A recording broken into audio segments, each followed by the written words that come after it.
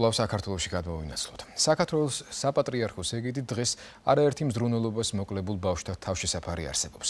ზესტაფონის წმინდა ბარბარეს სახელობის ობოლ და მიუსაფარ ბავშვთა პანსიონატი კი პირველი ამდაგვარი დაწესებულებაა, რომელიც ჩვენი ეკლესიის წიაღში გაჩნდა.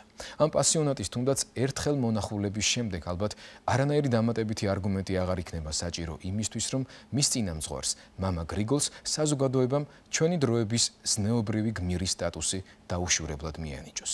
თუმცა თავად მამაო და მის გვერდზე მყოფნი ზედმეტ ყურადღებასა და პატივისცემას არ არიან ნაჩვევნი და ყველაზე დიდ მადლად იმას მიიჩნევენ, რომ უფალმა ამდენი უმანკო სულის მოვლა და ცხოვრების გზაზე დაყენება მიანდო. დედა ეკლესიის უპირველესი დანიშნულება ბრძოლა სულების გადარჩენისათვის. ჩვენი დროების ტრაგედია და გზა სულის ხსნისაკენ. განსაცდელში ჩავარდნილი ღვთისანგელოზები ზესტაფონური აქცენტით. ჩვენი კორესპონდენტის მაია ასათიანის სააღდგომო ჩანახატში.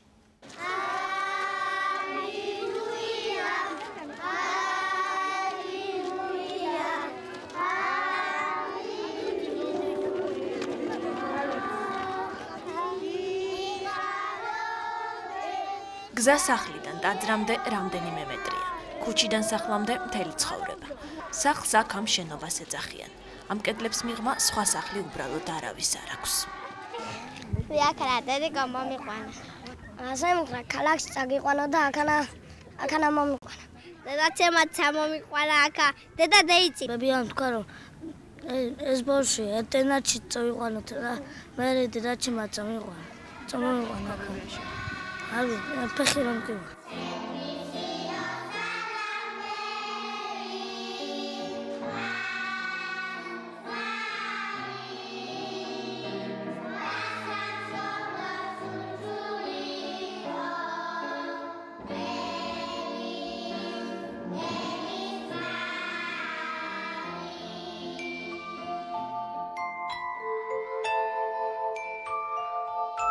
ყველაფერი საბავშვო ბაღის ერთი ოთახიდან დაიწყო.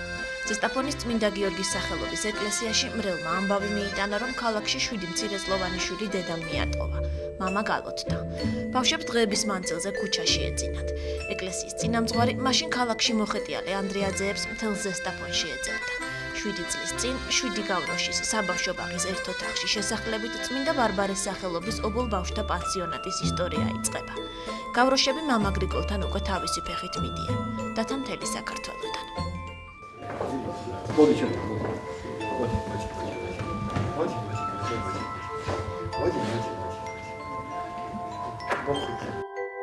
იმას ქვია ბულკი. რატო ბულკი? იმიტომ ბულკივით არის. ბიჭო, რა ვახარ, ბიჭო, გიორგი? აუ, შიამ შემარცხვინე რა არის? ეს არის მონაკვთისა სერაფიმე. სერაფიმეს არც ვედაყავს არც მამა. თუ ორი ვიყავს. სერაფიმეს ჩვენ ავყავართ.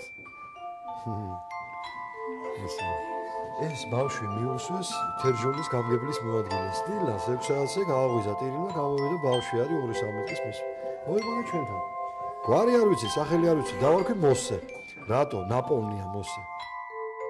ამას ქვია სპირიდონი. ბიჭო, სპირიდონი. რატო სპირიდონი? სპირიდონი დავარქვი და ამიტომ. სპირიდონი ქუჩაში გაყინული იპოვეს. $500 თურქეთში გაყიდული ლუკას აზღვრიდან მოაბრუნეს. იოანეს ორივე ფეხი მოტეხილი ჰქონდა და ქუჩაში ეგდო. სახელიც, გვარიც და დანარჩენი ცხოვრებაც მათ პანსიონატში იპოვეს.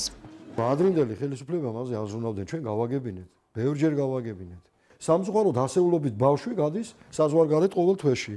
და ეს პრობლემა, ისეთი პრობლემაა, რომ მარადიული ცოდვის ქვეშ არის ჩვენი ხალხი, კაცო. დედა სად არის, დედა?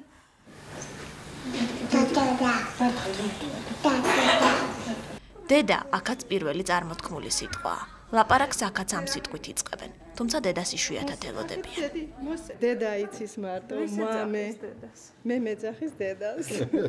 აქ არიან ქალები, რომლებიც ბებიის ასაკის არიან ამ ბავშვებთან და ბებოს ეძახიან, იმიტომ რომ სხვა ბებო მათ არ ყავთ.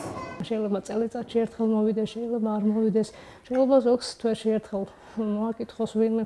ესეც ალბათ მოქმედეს მაგაცე და იმიტომ აქვთ ესეთი დიდი სურვილი.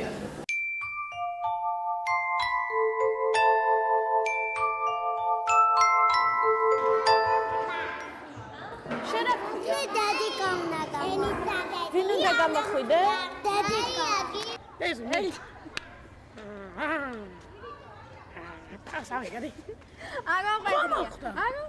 იმ სამყაროსთან, საიდანაც მოვიდა, ზურიკო ამბროლაძეს დღეს მხოლოდ მამის საფლავი აკავშირებს. რა იყო მანამდე, ის აღარ ყვება. მხოლოდ იცის წინ რა იქნება.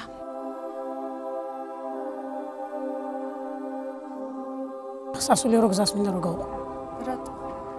რაღაცნაირად არჩეული მაქვს ეს მიზანი და ამ მიზანს მივყვები. რომ გამოვიდე რა მოძღვარი, სულიერი ადამიანი დავარიგო, მოუწოდო ქრისტიანობისაკენ და გავხდე ჭეშმარიტი მოძღვარი. გზა პანსიონატიდან ეკლესიამდე რამდენიმე მეტრია. ეკლესიაში მამა გრიგოლი წირავს. სახლში მხოლოდ 2 თვის სერაფიმე რჩება.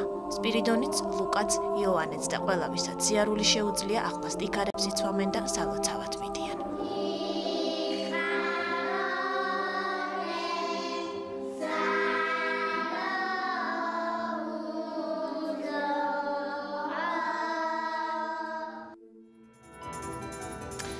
ღმერთმა